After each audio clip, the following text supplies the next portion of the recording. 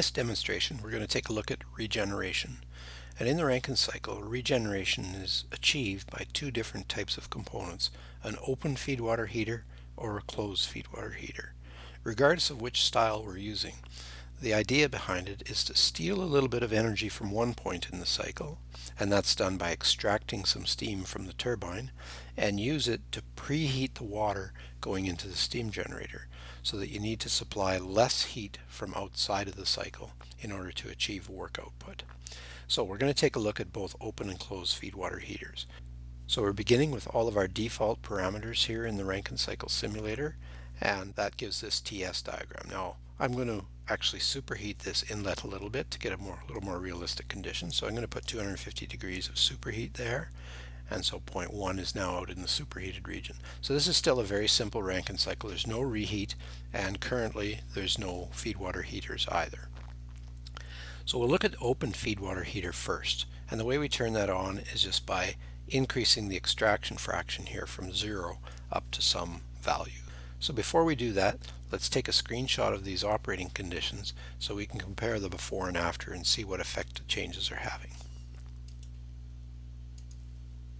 So we'll refer back to this later on. So the first change I'm going to make is I'm going to turn the open feed water heater on. So notice there's no feed water heater in the schematic diagram yet. We turn the open feed water heater on by increasing this extraction fraction beyond 0. So I'm just going to say 5%.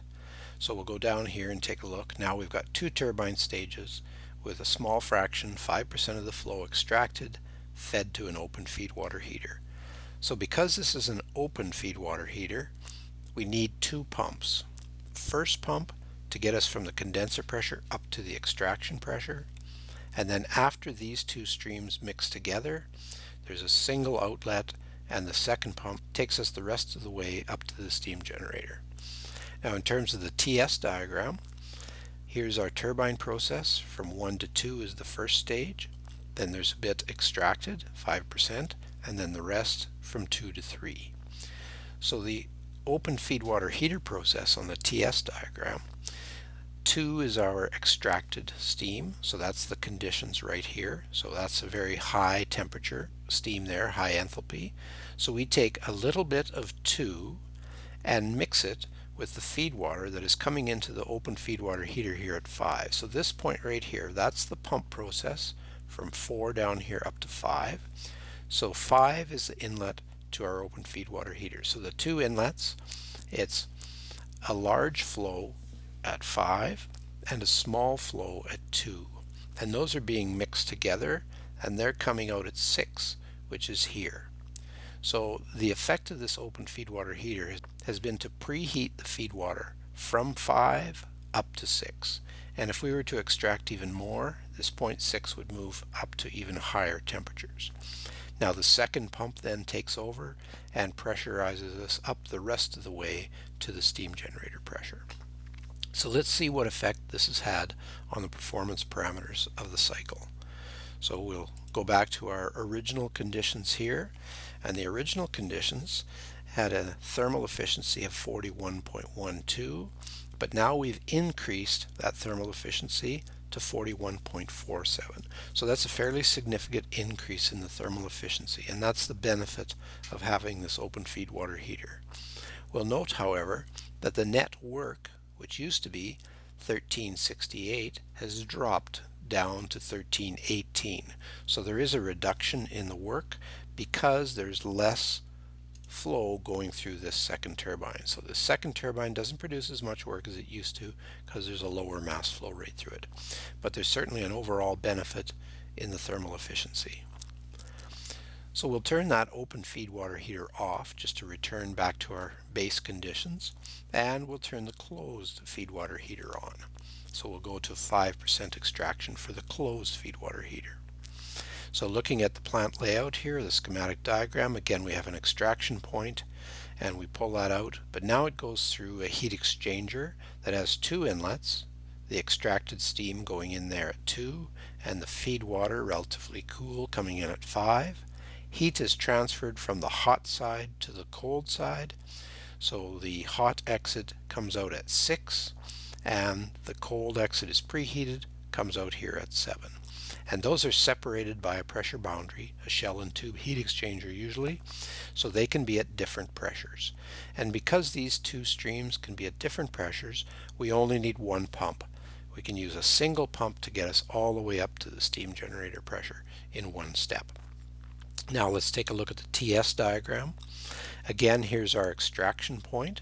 So we're taking a little bit of steam at that condition, very high enthalpy, and we're mixing it with steam at 0.5 there. And when we mix them together, it preheats up to 7.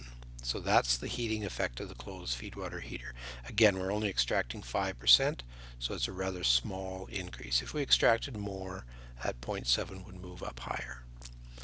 Now the thing that shows here that doesn't show with the open feed water heater is there's also a throttling process. So we come out at 6, which is looks like it's basically on the saturated liquid line, and we drop down to the condenser pressure to 0.8 with a throttling process. So there's an increase in entropy that drifts off to the right.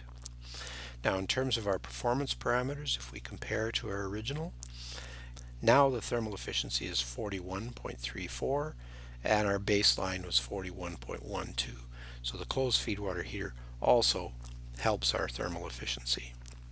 So what I'm going to do next is actually turn both of them on at the same time. And if we take a look at that, we now have 2 extraction points. And I'm going to just adjust the pressures so that the closed feed water heater is at a higher pressure than the open feed water heater. So now we take a look at this diagram, we see the high pressure extraction point here is feeding the closed feed water heater. The lower pressure extraction point is feeding the open feed water heater. Now when we do that, when we have our closed feed water heater at a higher pressure than the open feed water heater, instead of taking this extracted steam that's already passed through the closed feed water heater and dumping it into the condenser, we can dump it into the open feed water heater instead, and it'll provide a little bit more preheating than just putting it into the condenser. So we do that in this tool by trapping the closed feed water heater to the open feed water heater instead of to the condenser. So now we look at our schematic. This is now going into the open feed water heater. So if we were to analyze this open feed water heater, it now has 3 entrances. The main feed water at 6, its own extracted steam at 3, and then the relatively low enthalpy leftover steam that was extracted and went through the closed feed water heater. So that's the 3rd entrance. So those 3 entrances combine together to give this single exit, and then through the pump and on to the steam generator. So now with both of these things going, we can again compare to our original efficiency. So now we're up at 42.08% thermal efficiency, and we started off here at 41.12. So that's a very significant increase in efficiency that would certainly benefit the operation of this cycle.